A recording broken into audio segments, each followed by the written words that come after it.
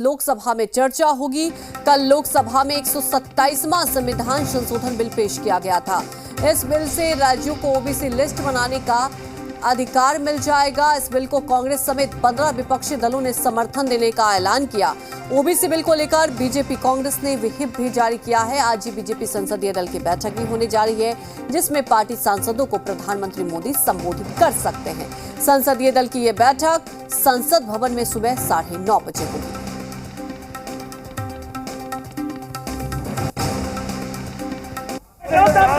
सभापति जी सदन के विधेयक को प्रस्तावित करेंगे अनुमति जो सदस्य इसके विरोध में वो ना कहें। जब 102 अमेंडमेंट बिल पास किया गया था, बाहुबली से हमारी बात नहीं सुने गए।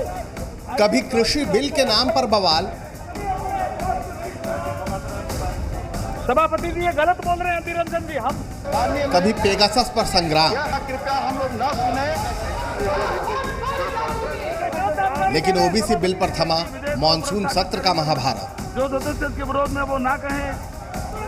सोमवार को जैसे ही लोकसभा में केंद्र सरकार ने अन्य पिछड़ा वर्ग से जुड़ा अहम विधेयक पेश किया, विपक्ष के सुर बदल गए। विपक्ष के हंगामे वाले तेवर के आगे मॉनसून सत्र संग्राम में बदल गया था, लेकिन मोदी सरकार ने अब विपक्ष को सरकार के साथ खड़े होने पर मजबूर कर दिया। हम सभी विरोध पार्टी के जितने भी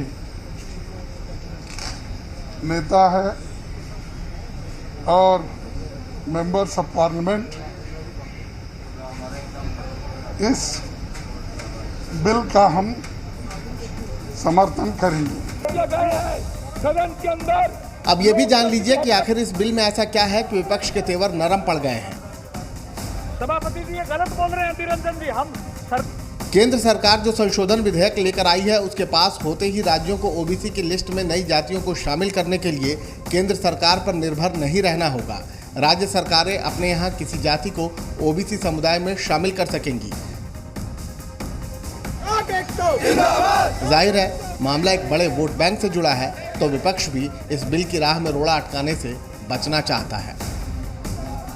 देखिए, विपक्ष कतई नहीं चाहता कि सदन चले, लेकिन ये संविधान संशोधन पर वो अपनी फेस सेविंग भी चाहते हैं।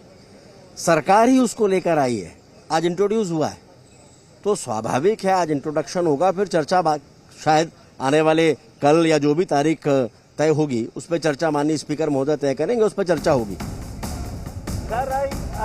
इस संशोधन बिल को पास करना और करवाना सभी पार्टियों की मजबूरी बन चुका है, क्योंकि कुछ महीने पहले ही सुप्रीम कोर्ट ने कहा था कि किसी जाति को ओबीसी में शामिल करने का अधिकार केंद्र सरकार के पास है, राज्यों के पास नहीं।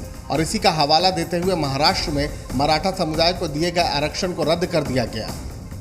सुप्रीम कोर्ट ने केंद्र सरकार की पुनर्विचार याचिका भी खारिज कर दी, जिसके बाद नियमों में संशोधन अब जरूरी हो चुका है,